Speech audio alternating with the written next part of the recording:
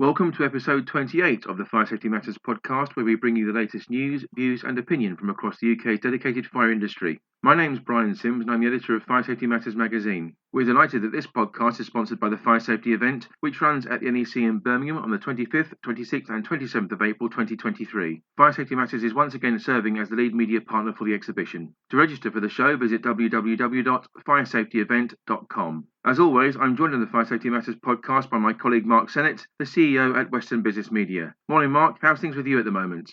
I'm great, thanks, Brian. How are you? Yeah, very well indeed. Thank you, Mark. We just passed for press on the November edition of the magazine. That's already available to view for readers on the website. It's 76 pages, packed with information as usual. We've covered tool buildings, competency, and wireless technology. There's also a review of the recent Fire Safety Matters digital conference, which was excellent, Mark, and you chaired it really well. Well, you can now watch the Fire Safety Matters digital conference and it's free, going to fsmdigitalconference.com. But listen, I don't expect you to remember that, everybody. Just put into Google or your search engine Fire Safety Matters digital conference, and up we pop, and you can watch all of the sessions for free on there, including an address from the building safety regulator. So I would strongly encourage you to do so. But you're right, it's been a really busy period, and we're back podcasting, which I'm thrilled that we are. And of course, we did the biggest ever FIA guide, the Fire Industry Association guide, that's out, which you can obviously look at on our website as well. We'll talk about that a little bit later, because we've got some other stuff to say about that in a bit. But yeah, there's a lot going on. We've announced a Fire Safety Matters in-person conference that's going to take place on the 15th of June. You can't register for that yet. We'll be opening that up in about March time, and it will be free to attend. And we've obviously opened the awards up again for entries to Fire and Security Matters Awards, and we'll come back to that. But, as always, you can see all the latest news, prosecutions, products and services on our website, which is fsmatters.com.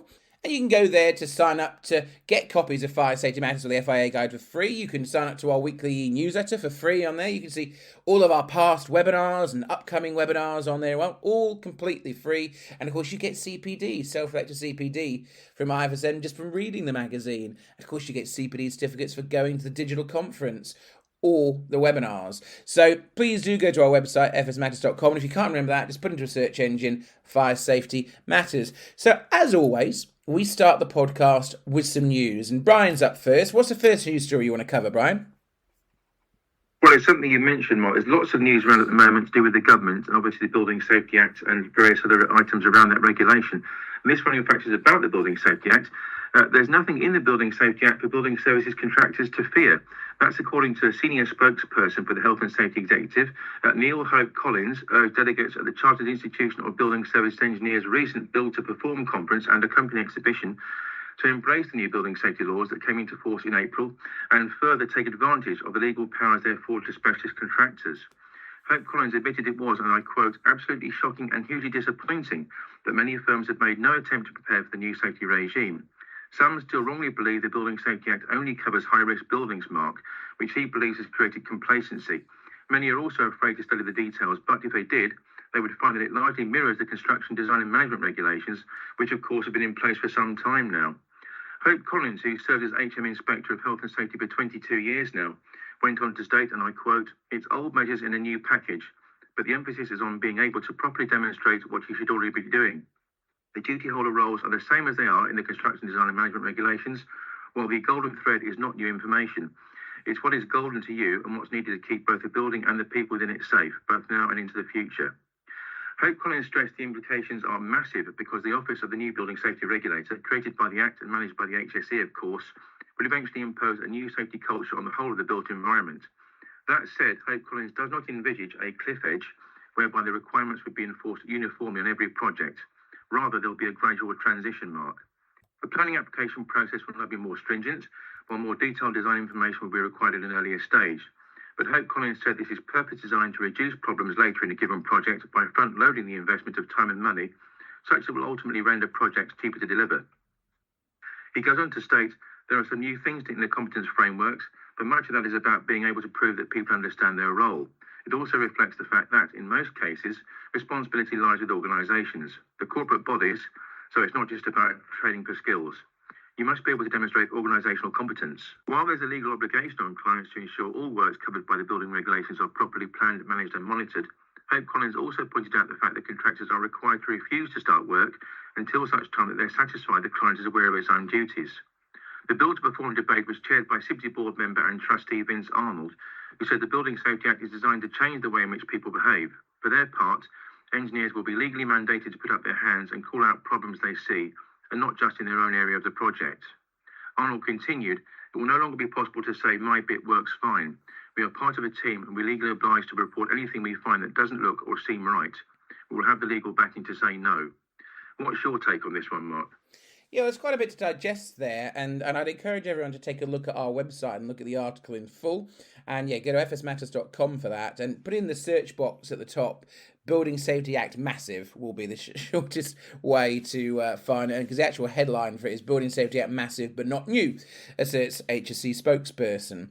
I think, obviously it's good news that the Building Safety Act's coming in. There's still things that people need to understand, which obviously Hope Collins has highlighted during this conversation, but I'd like to add a little bit more to it if I can, Brian, and that comes from Graham Fox, who's the technical director of the Building Engineering Services Association, which is BESA for short, and he believes these measures cannot come fast enough, and they'll actually be welcomed by most building service contractors who've grown frustrated by the failure of individuals to act on their concerns. So Graham Fox says, at Grenfell Tower, people working on the refurbishment project seemingly chose not to flag up problems they saw, said Fox, who was actually a member of the Build to Perform expert panel. And he went on to say, and this allegedly led to disaster that came out clearly during the public inquiry. He went on to say, we have come across this scenario repeatedly. It's particularly glaring around the fire damper inspections where failures have been discovered, but the information is not then passed on to avoid upsetting the client or incurring extra costs. The Building Safety Act means that contractors are legally bound to report problems, and the client must be able to demonstrate how they acted on that information. This is long overdue, and that's something I'd completely agree with Graham Fox on, by the way. Furthermore, ventilation contractor Nathan Woods informed the session that enforcing this element of legislation would be extremely important. So Nathan Woods said, when invested in a commercial relationship, it's sometimes very difficult to be critical of your client. But that conversation becomes easier if the legal position is clear and is backed up by enforcement. For reference, Nathan Woods is the chair of the BSA's Health and Wellbeing in Buildings group. But I think just to finish this off, Brian, just bring back Hope Collins, and she's concluded by outlining that secondary legislation was being prepared that would create the framework for mandatory occurrence reports. Contractors can then use these documents to highlight issues that could lead to a serious incident in the future. Clients will have to demonstrate how they acted on this information and delivered in these reports. So I think those last few comments are really, really key, and there's some pretty strong words in there on the back of obviously Grenfell Tower being the example there, and I'd echo, as I said, what Graham Fox said. But I'd encourage you to read the article on our website. As I said, go to fsmatters.com, and of course all you need to do is use the search box and just use the term Building Safety Act Massive and you will find it. But Brian, if I may, I'd like to move on to our next news story, and this story is a little bit different. It's titled, Insurer Zurich Issues Warning Over Dramatic Spike in Warehouse Fires. Something we've covered quite a bit on Fire Safety Matters over the year. And I think when you talk about major fires, Brian, I think it's a well-known statistic, certainly we know it, that over 2/3 of buildings like these that suffer a major fire, these businesses never recover from it. So in this article, we really talk about warehouse fires and sprinklers. So let's get into that. So Insurer Zurich UK is calling for compulsory sprinkler installation in warehouses as retailers hit their busiest time of year. According to research and analysis conducted by the insurer, the number of warehouse and bulk storage fires has soared by a quarter, that's 26%, between 2021 and 2022. There were 322 blazes of this kind over that period, according to Home Office data, compared to just 256 in the previous 12-month period. The number of accidental fires climbed by 21%, up from 228 to 276, while somewhat more worrying, the number of deliberate fires increased by almost 2/3. That's up from 64%, and that is from 28 instances to 46 instances. So the e-commerce boom of recent years has driven demand for increased warehousing space. However, a lack of new builds has forced developers to look at older buildings, which themselves have posed a greater risk of fire. And I think that's pretty obvious. In the first half of this year, demand for sites of over 100,000 feet was up by 25% on the 5-year average. That's according to JLL. Meanwhile, intensified demand for same and next day deliveries has led to an increase in smaller last minute warehouses located close to urban centres. I can say that in terms of a very well known delivery website near where I live in Banbury. In addition, the demand for taller and larger big box style warehouses with more tightly packed goods has also risen. So, despite the increased risk of the 3,400 bases attended by fire crews between 2010 and 2021, half, that's 49% in fact, did not have fire alarms, and that's unacceptable. And just over 6% benefited from the installation of sprinkler systems. So, Brian, there's plenty more to say on this. Zurich is renewing its call for automatic sprinkler protection to be made compulsory in all new warehouses over 2,000 square metres. At present, government guidance only recommends sprinklers in warehouses of 20,000 square metres. This contrasts with the situation in Europe, where sprinklers are required on sites as small as 800 metres squared. I mean, there is so much more to say on this. This is a topic, Brian, that I've seen and been involved with a lot. I have worked closely when I was editor of this publication with organisations like the British Sprinklers Alliance and BAFSA and people like this. When I worked at the Fire Protection Association, I actually went to a test site, Brian, that they have there up at Blockley, and they recreated a live fire. It was a recreation of quite a well-known fire at let's call it a toilet roll manufacturing facility, and it showed what would happen if sprinklers had been installed in that facility. That particular incident, Brian, burnt the entire building down. It brought the M1, I think it was, to a standstill with a huge plume of smoke that came out there. And I actually sat through a recreation of this in full firefighter breathing apparatus, and visibility went to zero. I couldn't see my hand a few inches in front of my face very, very quickly in the first instance. It was a terrifying experience. It was controlled, obviously. But then they recreated the incident if sprinklers had been present, and it extinguished the blaze. And, we couldn't here at Fire Safety Matters be more of an advocate for sprinklers. It's just, again, we say this to quite a bit, it's just common sense. And there is need for more and more warehouse spaces. Yes, they are existing premises needing retrofitting because, new buildings you could and hopefully should commission from standard at the start. But I would completely agree with Zurich over this. Just compare, Brian, what I said there. The difference between us and Europe. Some buildings of 800 square metres, right, have got sprinklers in. Here, it's not mandated, or recommended, I should say, for anything more of 20,000 square metres. And this figure of 2,000 has long been a figure banded around that people want us to move toward. And it's good to see Zurich pushing this back into the public domain again. Completely agree with it, because sprinklers, if properly installed, properly maintained, in many situations, can trigger early activations, put out the fire, or certainly dampen it down before the fire and rescue service comes, and can stop total loss of premises. And that is not only critical for property protection, but life safety too. And of course, I'm pretty sure this will positively affect premiums if you have sprinkler systems in place. So a lot to digest there, but my point on it from my soapbox here, Brian, having been through tests like this, I passionately feel it's absolutely right. It should be at worst 2,000 metre squares to have this. Brian, I think you've probably got some more you want to add to that. Well, yes, I have, Mark. First of all, I concur with what you said. And obviously, we follow regularly the Business Sprinkler Alliance website, for example, and we retweet and repurpose stories from them on a regular basis. We're very much behind this. And of course, you can extend the argument you talked about into the new build schools domain. Obviously, there's a clarion call now going on from the BSA and other organisations for mandated sprinkler systems in new build schools. Another debate for another day, perhaps, but very much along those lines. Now, back to this current story, a spokesperson from the London Fire Brigade has commented, and I quote, "The benefits of sprinklers to businesses are clear. We would urge all companies to install them. As well as being potentially life-saving devices, as you said, Mark, sprinklers and other fire suppression systems help with business continuity by minimising disruption and allowing businesses to return to normal as soon as possible." Again, as you referenced there, Mark. Zurich's call to action comes at a time of high inflation, of course, when businesses and organisations are more likely to have gaps in their insurance cover.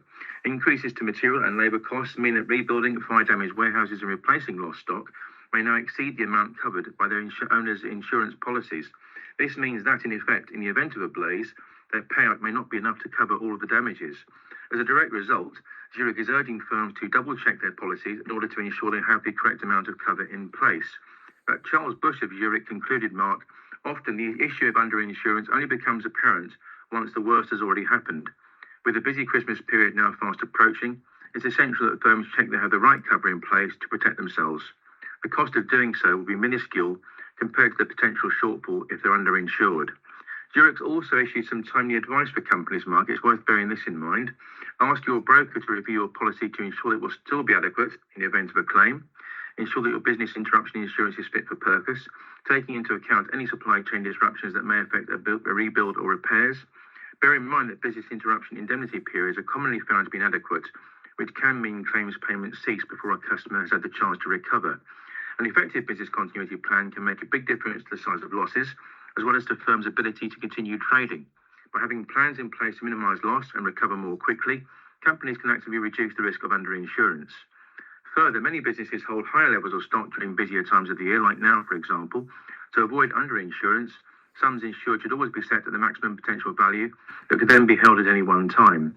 Finally, Mark, index-linked policies are not immune to underinsurance. Index linking works on a countrywide average and cannot account for the wide range of factors particular to each claim. Index linking should, therefore, not be used as a substitute for thorough annual reviews and regular professional evaluations. That's the end of that story, Mark, so back to you now. Yeah, so, Brian, it's at this point where you tell us who our first guest is on the podcast.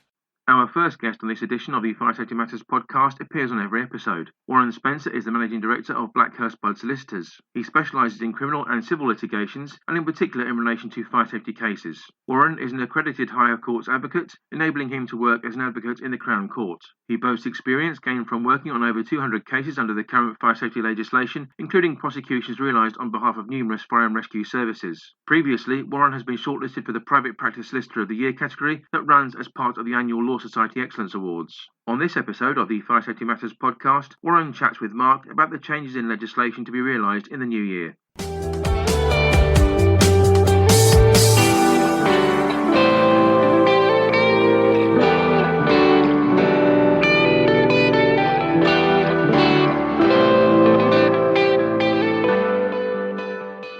Morning, Warren. Great to be back with you. How are you? Morning, Mark. I'm good, thank you. And yourself? Yeah, all good, all good. Been a while since we sat down with a podcast, but you've had a busy last part of the year, and so have I. But, you know, really keen to talk to you ahead of Christmas 2022 when we're recording this, because there's going to be some changes to the fire safety sector in terms of regulation coming in early 2023. So from a legislation point of view, can you tell us how that's going to affect you and what the changes are? Yeah, there are two aspects to it now. There's the regulations that are going to be changed, the general fire safety regulations, which come in January 23rd of January 23, and they will affect the industry significantly. They are more pertinent to fire safety experts and to get their head around what the regulations required. They're not so important to me as a lawyer. Many people often ask me about various sections of acts or regulations and things, and I say, look, I'm not a fire safety expert, I'm a fire safety lawyer. I'm more concerned with the overall legislation. But of course that will be affected as well, in that the fire safety order will be fairly significantly amended by the Building Safety Act. That the aspect of the Building Safety Act which will amend the fire safety order is not yet in force, but I understand it will be in force in early 23, and there are going to be some significant changes to the fire safety order. The Fire Safety Act 21 kind of clarified the fire safety order, but the Building Safety Act will amend it quite significantly. So obviously this is a period of change in the legislative landscape, but we were talking off air a little bit about competency of fire risk assessors. How are these changes going to affect that area in terms of competency of fire risk assessors? Well, I think it's probably one of the most significant changes since the order came in, because it's a different subject entirely, but the order, when it came in and was drafted 2004, 2005, was about everybody being able to do their own risk assessment, and it was about deregulation and removing red tape. So the order was designed so that anybody could do their own risk assessment, and that's why there were so many guidance documents.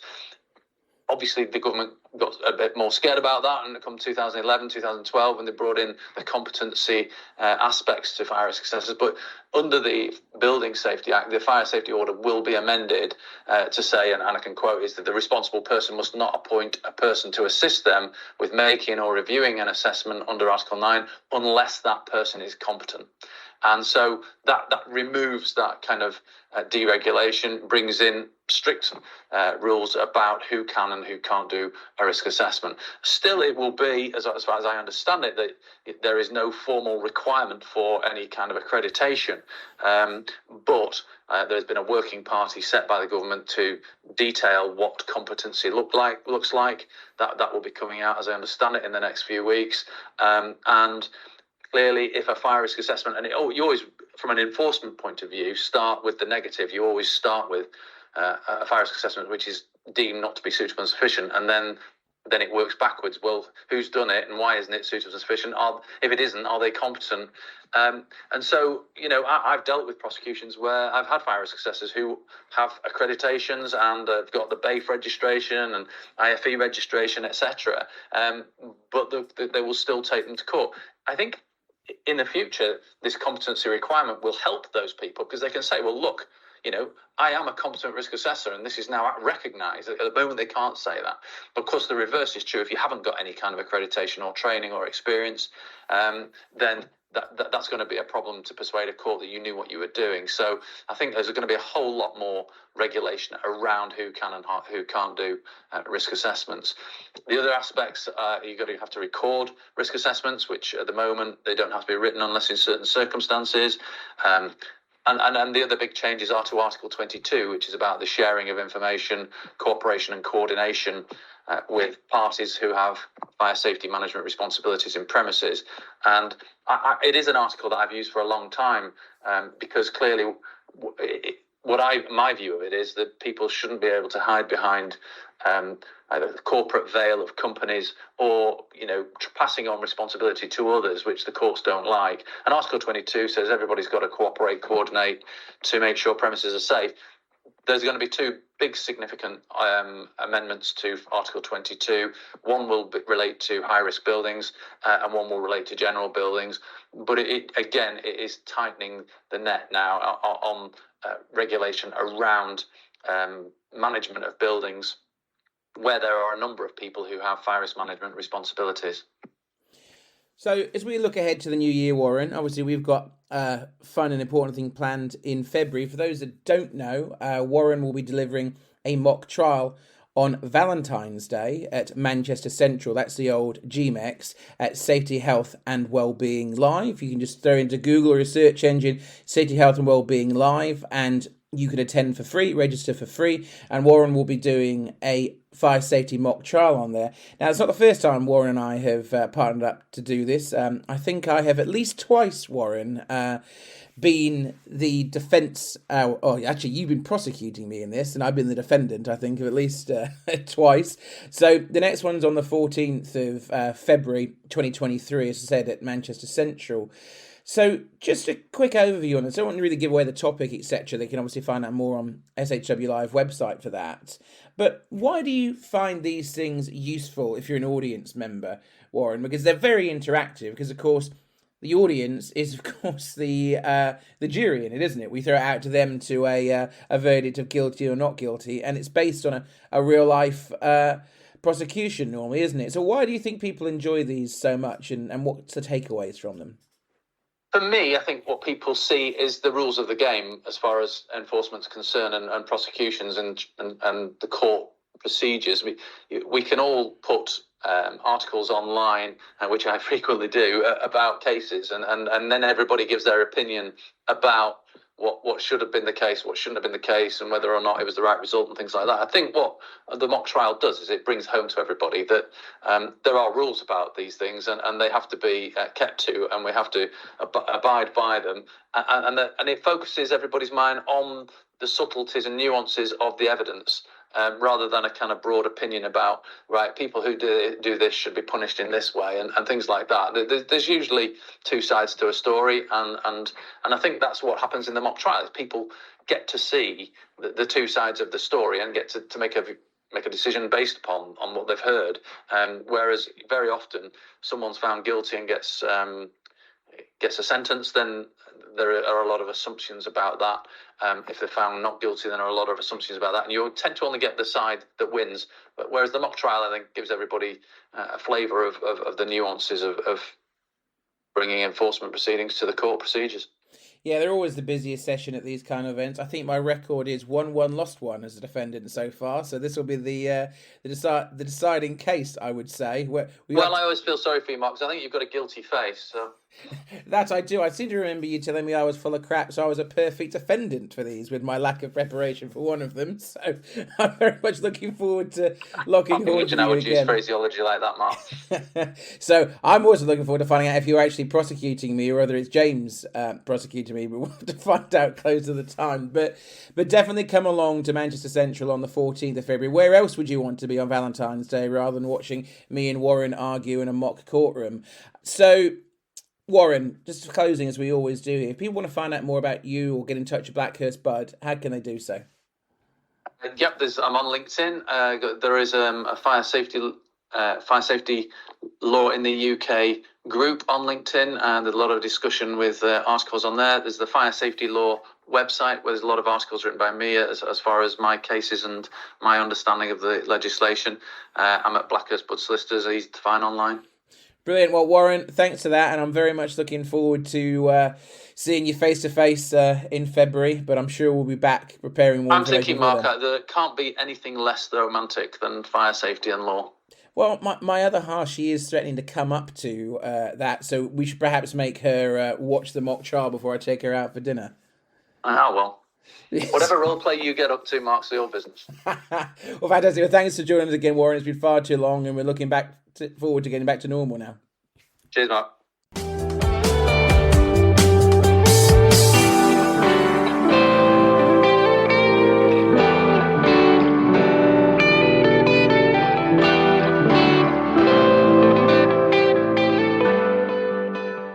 Returning to the news now, and proposals for how developers would pay to fix unsafe buildings have been set out by the government as the Conservative Party at Westminster moves a step closer to imposing its new building safety levy. The government has now begun consulting developers and other interested parties on the plans, which will see an estimated £3 billion collected over the next decade. Under the proposals drawn up by the Department for Levelling Up, Housing and Communities, the developers of residential buildings, regardless of building height, will have to pay the building safety levy contribution as part of the building control process. In real terms, this will mean that unless the building safety levy is paid, a developer could not move on to the next stage of the building process, which may then lead to project delays being realised and result in future revenues being negatively impacted. Lee Rowley, who is the Minister for Local Government and Building Safety, has explained, and I quote, "We have been clear that developers must pay to fix building safety issues, and the building safety levy is an important part of making that a reality. The government's consultation will afford industry and local authorities alike an opportunity to work with us going forward." Rowley continued, "By having these plans in place, we can ensure that all leaseholders are protected, regardless of whether a developer has pledged to remediate or not. The government's proposals include an option to alter building safety levy rates depending on where in the country the building is located, with lower rates pertaining in those areas where land and house prices are less expensive. It also suggests that local authorities will be best placed to act as the collection agents, as they have the necessary systems, data, knowledge and relationships in place with the development sector. In order to protect the supply of affordable homes, it's proposed that they be exempt from the building safety levy charge. This is alongside a number of community buildings, including NHS facilities, children's homes and refuges, among them those set aside for the victims of domestic abuse. The building safety levy will be reviewed on a regular basis, such that it can then be adjusted to take account of changing circumstances, for example, wider economic conditions. There are also plans afoot to protect SMEs by excluding smaller projects. The building safety levy will run alongside the developer pledges announced earlier this year. Under the pledges, 49 of the UK's biggest home builders have committed to fix life-critical fire safety-related defects on buildings over 11 metres in height, where they had a role in developing those buildings in the last 30 years. This amounts to a commitment of at least £2 billion, Mark. What's your take on this one? Well, I think this is a really interesting scenario of tough love, really, and it's something that I completely support on it. They're obviously trying to collect an estimated $3 billion over the next decade, but effectively, you cut to the core of this, Brian. What it's saying is these unsafe buildings need to be remediated, so it's not a cost on, the building occupant or the taxpayer. In order to let construction firms go on to their next project, which is where their next meal ticket is, where the next revenue and profit's coming from. That I completely support, because these buildings need to be put into a safe condition. And we don't want to pay for it as taxpayers, that's for sure, because we've got a big enough economic situation to deal with in this country at the moment. And of course, people in buildings, tenants, are not going to want to have to, or, I'd say tenants, I would say, people that actually purchased properties in these buildings will not want to have to pay for something when they've already paid the purchase price to buy the building. They expect the building to be safe. So I do completely agree with this tact on doing it, and hopefully it does raise the $3 billion over the next decade that's needed. But if we go on, just to add a little bit more then, the Building Safety Levy was first announced in February of last year, and plans to extend it to cover all residential buildings were confirmed back in April. The Building Safety Levy is one of the ways in which the government will ensure that the burden of paying for historic fixes for building safety defects does not fall on the shoulders of leaseholders and taxpayers, as we've just discussed. The consultation seeks views on the delivery of the Building Safety Levy, including how it will work, what the rates will be, who must pay, what sanction enforcements will apply, and who's going to be responsible for collecting the Building Safety Levy monies. The consultation is open for 10 weeks, starting from the 22nd of November 2022, and seeks the views of all interested parties, particularly so developers of all sizes, building control professionals and local authorities. All respondents' views will be taken into account before any final decisions are made by the government next year. So I would urge any of the relevant parties to take place in this consultation. I hope something like this goes through. It will be interesting, as that says, of who's going to collect the money and be responsible for that. But as a concept, I completely agree with the Building Safety Levy. People have a right to know they live in homes they've purchased that are safe, and that shouldn't be put on them, that burden of remedial fixes that need to be done, and it certainly shouldn't be put on the taxpayer. So please do take part in the consultation. You can find all the information about this story by going to our website, fsmatters.com, and in the search box, just type imposition of Building Safety Levy, and you can find out all the information that you need there. So, Brian, I want to have our last news story, and on a real positive, and something that we're immensely proud of. Many of you will have read last year's Fire Industry Association guide, which you edit and we put together. We put together for the FIA. Is effectively the 5th issue of Fire Safety Matters, of course, and that came out last year. The new one's just come out, so I'd encourage you to go to our website, fsmatters.com. But we were honoured to be shortlisted for an award at our industry awards, the PPA Independent Publishers Awards, for Commercial Partnership of the Year for the FIA Guide, for our partnership with the FIA. And we went one step better, and I'm thrilled and honoured to announce that we actually won that award. And huge congratulations to you, Brian, and to Leanne, Danny, Alex, everyone that worked on that guide. It was obviously Zoe that designed it last year and Alex has designed it this year, but it was a fantastic concept. It's something we're very proud of. It's a real reference tool for a whole year, Brian, and the feedback we've had from you, the listeners and readers, on it has been really, really positive, with over 80% of you saying in a survey that it was a really useful tool to help you do your job. So I'd encourage you to look at the latest one, but it's something we're very proud of, and this year's guide is even bigger. I think, Brian, you'll tell me exactly how much bigger. I think it's about 12 pages bigger. It's over 100 pages this year. It's the biggest magazine the sector's printed, I think, in a generation, to be honest, in terms of size. So huge congratulations to you. When we launched this magazine 6 years ago, we never dreamed that we'd be shortlisted for, I think, about 8 awards now. And obviously you brought this one home, and, hugely proud of you. And this, for me, is a real testament to our readers, you listening, and to our supporters in terms of advertisers. You've embraced this guide. You gave feedback, said it was useful. You said you wanted it. Without readers, we don't have a product, Brian. You engage with this. And of course, without the people advertising in it, and, and it did have a record amount of advertising for the fire sector publications in there, we aren't able to do it for free. Without that relationship between the reader and the advertiser, and the products are very relevant to everyone listening, and that's why they engage with them, we don't have a publication like this. So this win is really for you guys, the listeners and the readers, and for our clients. Thank you so much for supporting us. And now, we've got recognition for our brand, and I say our as in all of us, the readers, the advertisers, and us putting it together, that, we create something really, really special. So, Brian, I'm sure you'll have something to say on it, and just congratulations to you. It's really great news. Thank you very much, Mark. Yes, I do. Producing the FIA guide to the UK fire safety industry for 2021-2022 was a huge undertaking, and many months in the making. In fact, our initial discussions between ourselves and the FIA took place in late February 2021, not that long ago now, with a 92-page FIA guide passing the press the 20th of December last year, so almost around about this time, really. As editor of the publication, I'm extremely proud that this fantastic document of record was adjudged to be the best in class in the Commercial Partnership of the Year category. It was, and is, in my view, a genuine partnership effort, Mark. Now, on that note, I'd like to thank my colleagues at Western Business Media, namely yourself, Mark, of course, and also Leanne Velez, who managed all of our commercial partnerships for the guide, Danny Kosofu, who took care of production so well, and as you mentioned, Zoe Tarrant, who designed the guide brilliantly. Similarly, I must sincerely thank Ian Moore and the tremendous team at the FIA, including Adam Richardson, Ryan Brazil, Chris Tilley, Robert Philthorpe, Neil Budd, Will Lloyd, and Michael Gregg, a cast of thousands there, for their considerable input on this project. It was invaluable, Mark. We really value our partnership with the FIA. In my view, it's a vitally important one for both parties, Mark.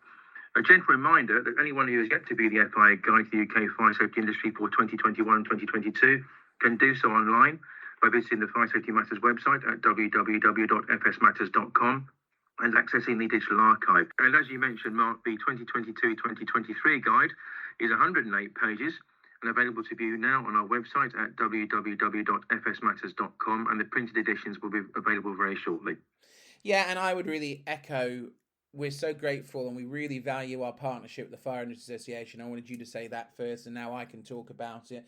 Huge thank you to Ian Moore, the CEO over there, for trusting us to do this. We've got a great partnership with the FIA, and it doesn't just include this guide, it also includes the Fire and Security Matters Awards, which I'm going to mention again in a moment. But they trust us to do this. It was a true partnership, and it was fantastic to have Ian Moore with us, and say there was a little bit of celebrating when we further we won would be a little bit of an understatement, but it was a great moment, and something we're very, very proud of. And for me, I launched this magazine 6 years ago now. I'm recording this podcast on the 3-year anniversary of us buying the business, Danny, Keith and I, Western Business Media. So this was just such a welcome and lovely thing to see. It was great. The effort that you guys have put in, the FI put in, to see it rewarded independently by our peers. There's no greater feeling than that. And that's what I want to talk about last as we conclude here, is getting acknowledgement from your peers and how much it means. We talked about our partnership with the FIA, and I just mentioned to you the Fire and Security Matters Awards. They are open for entries again. We partner with the FIA for that. We've got so much industry backing for these awards. It's untrue. You've got so many people like on the fire side, rather than just the security side. You've got National Security Inspectorate, you've got SCIB, Institute of Fire Safety Managers in there as well that are supporting it. And of course, BAFE also supporting it. And that's just on the fire side. And, we're very grateful to our headline sponsor, ACO, of course. But these awards, last year we launched them, Brian, and it shows just how loyal and engaged you, the listeners, are.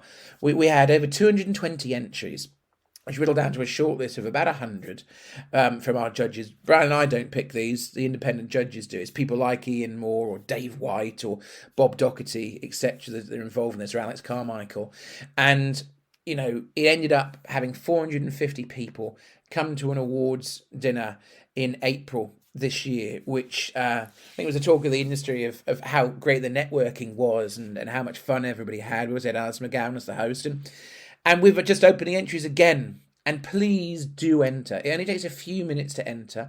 Put into a search engine, Fire and Security Matters Awards, it will come up. If you want the web address, it's firesecurityawards.com. And this is the perfect way to get yourself, a colleague, a team, a product, your organisation, a client recognised for the fantastic and important work you do in keeping people safe. Now, I'm not going to go through the security categories because that's for the Security Matters podcast to go over that Brian hosts, and do check out the Security Matters podcast if you can. But the categories that you guys listening can enter is Fire Safety Manufacturer of the Year, which is sponsored by NCAB Group, the Fire Safety Installation Company of the Year. That's sponsored by Apollo Fire Detectors. Fire Safety Manager of the Year. Many of you will be interested in that. Sponsored by TO Fire Safety. The Fire Safety Team of the Year. Another great one that you guys should all enter. Sponsored by EMS. There's the Fire Safety Project of the Year. And that's such an easy one to talk about. Just think about projects you work with clients or internally to improve fire safety. Anywhere in premises or of people. Fire Safety Innovation of the Year is a product-based award, and Fire Safety Campaign of the Year is a new category that we've brought in there, and one that, that could be a marketing campaign, or it could actually just be a campaign for improving fire safety. So that's sponsored by Uptick. Then there's another new category sponsored by FFE, and this is Fire Industry Woman of the Year. And this is something that, we're very, very proud of, that we really do support more and more diversity in the fire sector as a whole. And we do want women in the sector to get recognised. We want to see more women coming into the sector. And, and that is a growing thing. But we should celebrate, and we should be proud to celebrate, some of the great achievements that women are doing in the sector. Now, those women should also be entering Fire Safety Manager of the Year or Fire Safety Team of the Year, because there's no discrimination on that. But we wanted, and we worked with FFE close to their core values too, about really wanting to promote inclusion and diversity in the workforce. So please, if you're a lady and you work in the sector, or you know someone that deserves it, enter them into the Fire Industry Woman of the Year category. So you can enter yourself, you can enter colleagues, you can enter teams. It just takes a few minutes. Please do enter. And honestly, if you make the shortlist, that's fantastic PR for you. When we got shortlisted for the FIA Guard and FSM and other categories of awards, I'm proud just to be shortlisted. Winning, unbelievable when we won. But actually, just getting that recognition of your peers, that you've done something special, and recognising the role that all of you do to keep people and property safe deserves being recognised. So please do enter. The awards do itself will be on the 15th of June in the Coventry Building Society Arena. In the daytime, we'll be having that Fire Safety Matters live conference. But that's not for now. Entries, you can enter until the 31st of March 2023. It's free to do so. Please do enter. Go to firesecurityawards.com. And if you can't remember that, all you need to do is put Fire and Security Matters Awards into a search engine, and up it pops. So, Brian, why don't you tell us who our final guest on this episode of the podcast is? Our second guest on this edition of the Fire Safety Matters podcast is Colin Smith, Field Product Manager for the UK Life Safety Division at Eton. Colin is a member of the Engineering Council, a graduate of the Institution of Fire Engineers, and also a member of the Institute of Engineering and Technology. Colin has worked for Eton across the last 4 years. Prior to that, he held roles with Comlet, Track Services, Sterling Safety Systems and Wagner. In his present role with Eton, Colin is responsible for the ownership, development and marketing of the company's fire alarm and emergency lighting platforms here in the UK. On this edition of the podcast, Colin chats with Mark about new products for 2023 and also touches on the key issue of cybersecurity for life safety systems.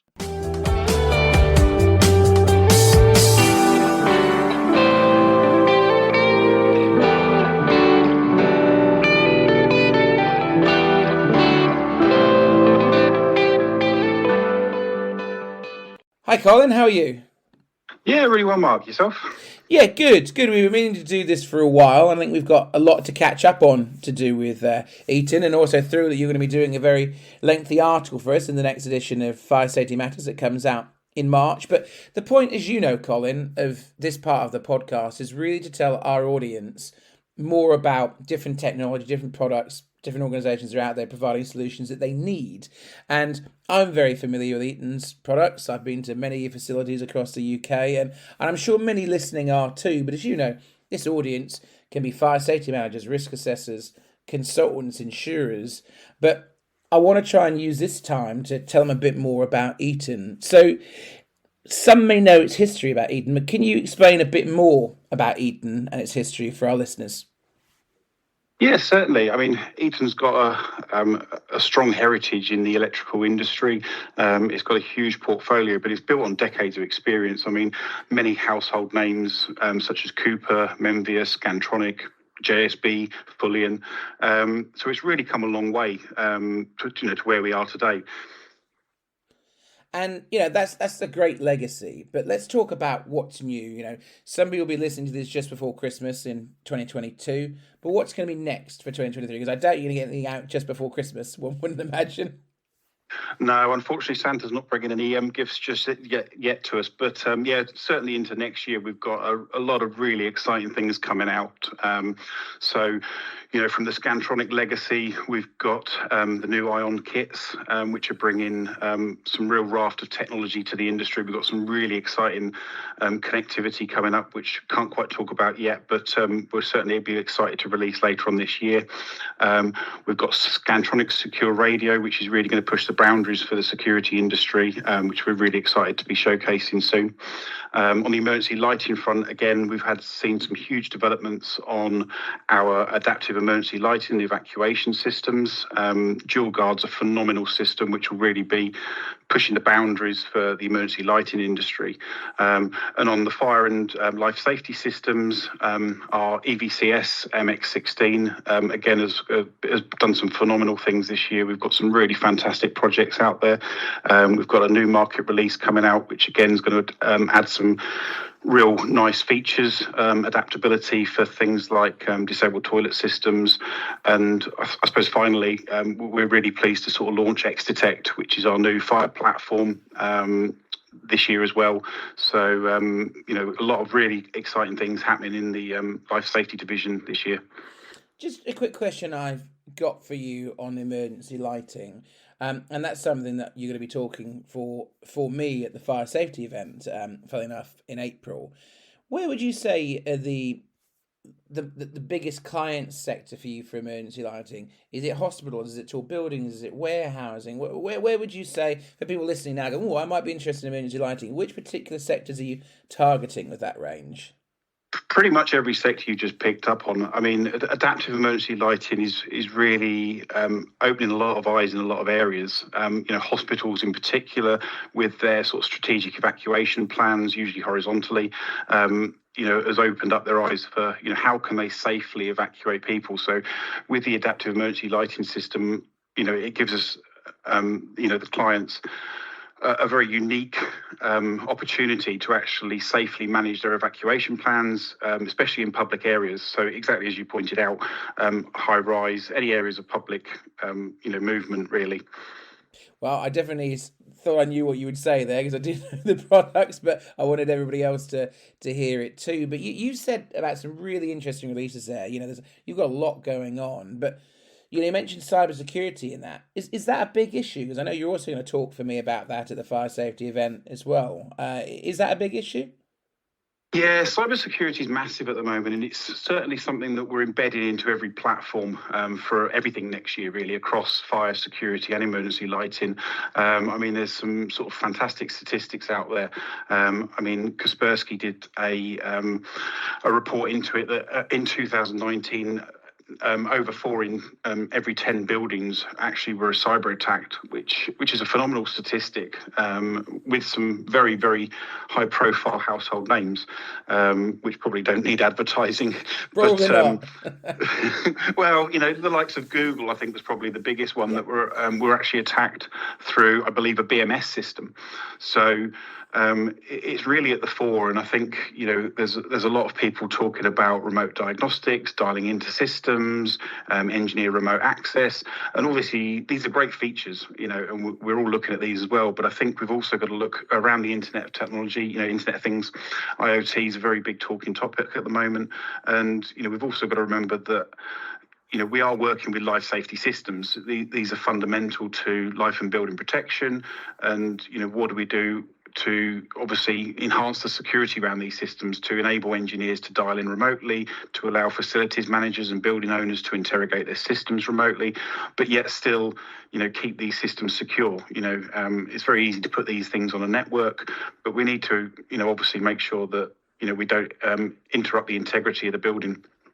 I think that is what I hear quite a bit from readers is there's so much impressive technology out there that the concern is that it can be hacked, etc. And I know it's great to see Eaton have really been out in front of that in terms of making sure security is at the forefront, and I know that will reassure a lot of people that are interested in these systems. So the question I've got for you on your new systems is, when and where can we expect to see these new systems? Obviously 2023 sounds pretty busy for you guys. Yeah, it's certainly going to be very busy. We're obviously very proud to be a key sponsor of the fire and safety event. So, we're looking forward to inviting everyone down on the 25th to the 27th of April to the NEC, where we'll be showcasing all these products. And you'll obviously be able to meet all our emergency lighting, security and fire teams. We will be on the speaking theatres as well, looking to educate and speak to as many customers as possible and, get the message out there on these key points. Yeah, obviously anyone who goes to the fire safety event, you will indeed see two different sessions that Eaton are part of. It's worth noting it's free to attend. Just go to firesafetyevent.com, register up, and you will get a CPD certificate for attending those sessions. And I'd certainly encourage you to go onto the Eaton stand. It will be very hard to miss it. There's plenty on it. But some people can't wait till then, and I'd hope that now we've talked a bit more about the systems, they'll want to get in touch with you and find out a bit more. What's the easiest way to get in touch with Eaton or yourself if they want to find out more information? Best place is probably just to jump on eaton.com. Obviously, our social media channels, we are on LinkedIn, Facebook, and Twitter. Or you can obviously reach out to me directly. But yeah, Colin is on LinkedIn. You will find him on there. Just search his name and Eaton and up he pops. Colin, well, thank you for joining us. It's been great to catch up, and I'm very much looking forward to seeing your article in the next edition of FSM. Definitely, yes. Look forward to seeing you again soon, Mark.